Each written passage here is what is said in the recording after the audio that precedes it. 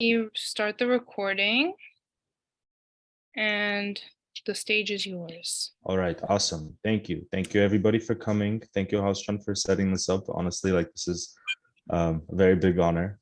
I've been following the org for a very long time, so it feels like a very close friend of mine. So it's crazy to be one of the panelists today, right? So for everybody else, I'm not gonna do a big, speech, whatever. I like interacting. That's sort of how I typically go. So you guys can hop off mute. I really don't mind. And I'm gonna share my screen. Haas made me make a little PowerPoint thingy. Well, Haas made it. I just filled it in. But okay, so my name is Haik Sadian.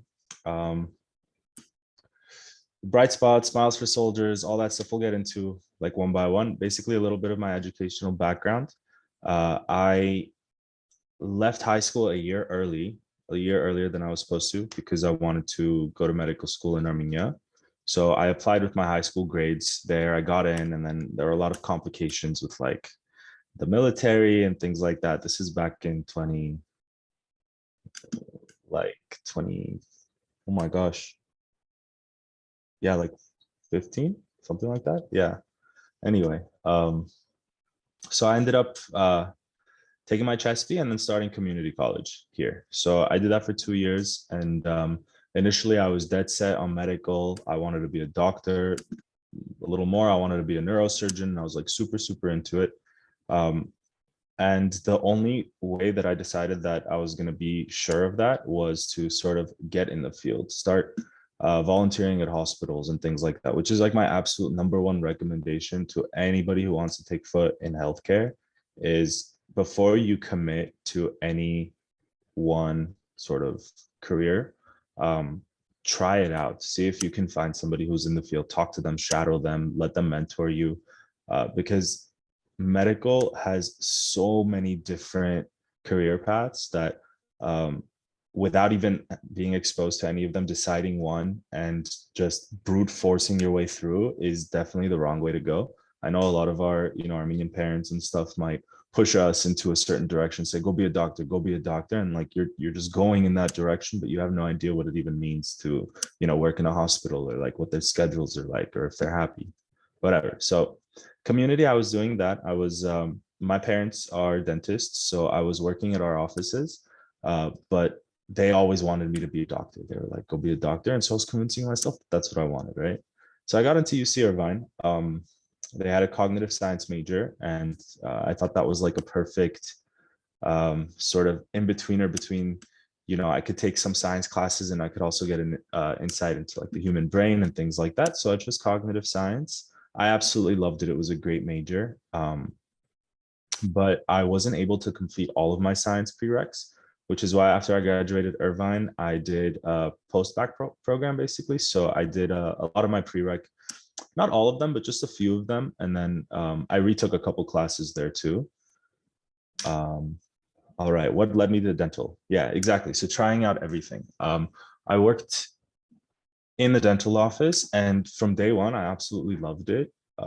But initially, you don't want to do what your parents do. So I was fighting it with everything I had. And I did this program at Kaiser Panorama. So basically I applied and I got an internship, a paid internship, to work in the hospital for a few months. And I was placed in the ER. So I worked in the ER. I made friends with all of the doctors, the nurses, the paramedic, the entire staff, and they were incredible, awesome people. We even went fishing together. That's how close we got. And I still see them to date. But I realized that none of the doctors fit the type of lifestyle that I personally wanted. I didn't like the fact that they went to school for that long and they were answering to administration in that sort of sense. And they didn't have any wiggle room in their decision making. Everything felt sort of by the book. They were sort of robotic. They went through all this learning and stuff and they didn't have the leeway to sort of make, and I didn't like that, right? So my last year at Irvine, I decided that I was going to scrap the whole medical thing. I talked to my parents. I was like, you guys, this is my decision, not yours. I want to do dentistry. And they were like, okay, like it's, it's your call, you got it, whatever you want. And when I graduated Irvine, when I was doing my post-bac program, I started a whitening business, a teeth whitening business that's sort of now evolved to sort of like a teeth whitening slash Invisalign, which is an orthodontic thing. And this has been like the coolest thing that I've probably done is start this, because it gave me the opportunity to get that firsthand experience with patients, and sort of what it's like to be the dentist. And like I play dentist every single day essentially, but all I'm doing is teeth whitening, and I'm fully licensed to do so. It's an absolute pleasure. And the best part about the Bright Spot is that it's able to fund projects in Armenia, philanthropic projects in Armenia, which I guess is something that we're going to sort of bounce to here. Okay, so Smiles for Soldiers. So Smiles for Soldiers is sort of like a nonprofit that happened. You can see Haas over there in the back of the top picture.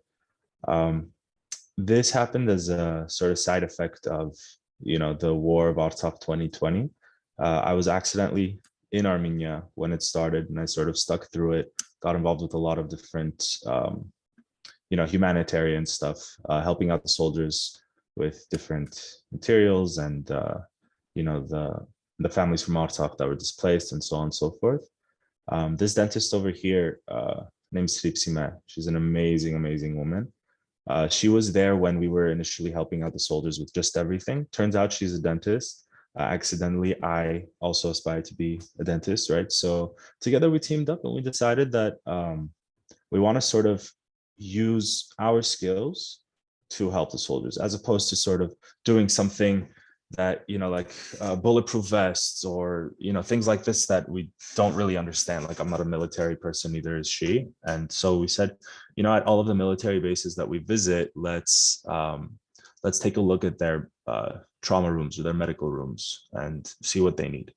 So we toured all of Armenia doing this, and one by one, we sort of started, bringing this, like a chair or a compressor or whatever, dental materials, this and that. And Hiripsima started working there, and it turned into this amazing, amazing initiative where all of the soldiers now get, free dental treatment when they need it. And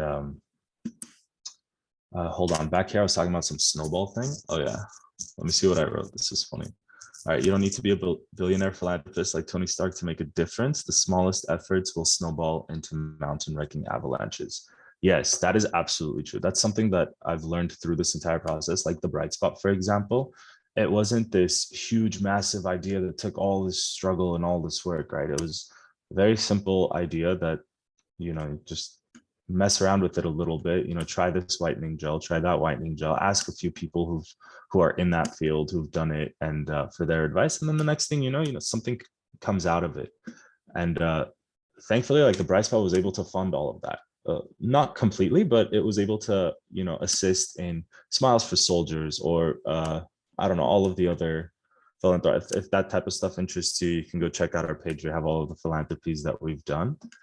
Let me see. Future plans. Well, I like these pictures that you put in, House. That's cool. Okay, so my long-term goal is I do want to move back to Armenia. That's sort of been something that I've been fighting to do since high school, but it just seems like it's never been the right opportunity, right time. So my next step right now is to get into and finish dental school. After that, I plan on working for a few years until I am capable of opening up my own health tourism clinic in Armenia. So if you guys don't know what health tourism is, essentially like people from America, like dental treatment is very expensive here. So a lot of people might travel to places like Turkey or places like, I don't know where, right, to get their teeth fixed. And my idea is that I think Armenia should be one of those. And I think it'll be a very good prospect for, the economy and so on and so forth. And I want it to be sort of not just dental, but tie dental in with hair transplants or nose jobs or whatever other type of aesthetic things that people travel out of the world for, out of America for, right? I do want to have a bunch of kids and bully them into being philanthropists too. And by philanthropist, I essentially mean like whatever skill set that you acquire, no matter how big or how small, you don't have to be financially like super rich. You don't have to have, that the queen on the chessboard or anything like that. You can make a difference with anything. I mean, I know people who never had the opportunity to donate, but just by like the actions that they took and the connections that they made, they were able to turn those snowballs into massive avalanches to make a really significant difference for Armenia. And then my final philosophy essentially is just leave the world better than I found it. That's something that my parents, grandparents, my entire family has sort of always implemented on us is whatever action you take in life, whatever career choice you make sure that you're helping the world with it as opposed to just using it as a means of, finances or financial security or anything like that. I believe that's it. If you guys have any questions, happy to answer. I hope I sort of covered all the points. Anybody? Don't all speak at once. So I had a question. So for the health tourism, you said that you wanted different, like one clinic that did a bunch of different things, like dental. Yeah, so I want nose sort of job. like a building. Obviously this is like a very far away dream, right? This isn't something that I've actually started working on. Well, that's kind of a lie. I have the connections already that like people who also want to sort of take part in this. Other doctors and stuff who want to go to Armenia and do those types of procedures for this. So it's just a matter of turning it into a reality of like getting the building, renovating everything and then getting all the licensing and blah, blah, blah, blah, blah, having everything set in stone for those doctors to officially make that move. But yeah, this is like a very distant, maybe like 10-15 year goal / dream. Yeah. That's interesting because I was thinking about like Turkey. I don't know if you know about like the reputation that Of Turkey course. has when it comes to like veneers and like botched surgeries and stuff like that. So what I was Yeah. thinking is like, in what way would you, I guess, like differ? And then how would you like show people that like, oh, it's better to come to Armenia instead of going to Turkey? Like everybody goes to Turkey. That's all marketing, right? So initially you have to start off with the results. You have to have really good quality doctors. You have to make sure that when people come to Armenia, they're not getting cheap, poor work, rather they're getting cheaper, but still really good quality work, if that makes sense. Just because labor and stuff is cheaper in Armenia. So financially, you should be able to make it happen. Let me see.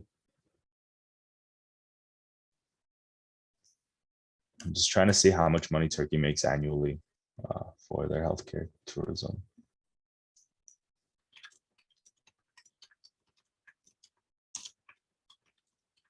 I have a question. Sure.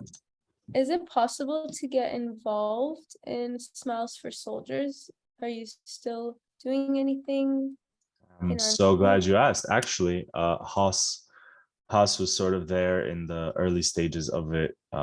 Okay, so it's first of all, Turkey makes over $1 billion annually in health tourism. Crazy. Like that's insane. Okay, so getting involved with Smiles for Soldiers, Ravijan, it would be our absolute pleasure to have you on board. We have a very small team and we have, sort of beneficiaries that sort of help us out financially. And we are in desperate need of somebody to come in and help us out. Yeah, we would absolutely appreciate that. There's a few big projects that we have coming up and it would be great to have you on board. So if you're interested in that, feel free to reach out to me or Haas. Haas has been doing a great job with sort of keeping in touch with our team over there. I've been much busier lately, so she's sort of been taking that burden a little bit off me. So you can talk to Haas and I'm sure she'll connect you. Okay. Yeah. Sorry. I just wanted to add on to that. Like we are trying to think of new ways to like fundraise because we do want to do like a little surprise for the soldiers coming for like New Year's. So if you do have any like new ideas that you could bring to the table, or if there's any way that you think that we could fundraise, that's also awesome. I just started the Armenian Pre-Health Society at CSUN. Like it Mhm. just got approved.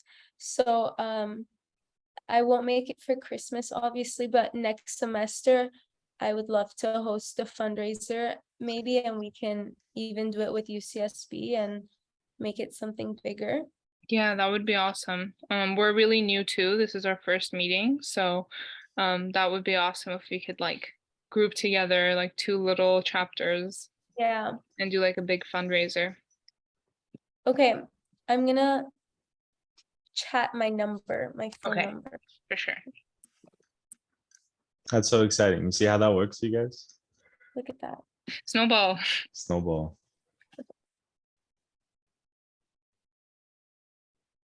Okay, I'll save Are you. you planning on going to Hayastan this summer? Probably. Probably not the summer. Probably after I take my DAT, I'll stop by. After I take the exam and apply, I want to do some traveling. And Armenia, I every year I tell myself like, okay, you go to Armenia too much, go see the rest of the world. But I typically go to Armenia like 2-3 times a year for, all this type of stuff for multiple different reasons, honestly. And Well, lucky you. Most people can't do that. yeah, lucky Mitra. Yeah. Have you been, Marie? I usually go every summer. Nice. I've been maybe 10 times now. That's awesome. How do you like it there? I love it there. People think I'm crazy, but Join the club. yeah, I could definitely live there. And every time I tell someone that, they say you only go as a tourist, so you don't know what it's like to live there. What's the longest you've stayed there? 3 weeks. Yeah, you got to do like a couple month trip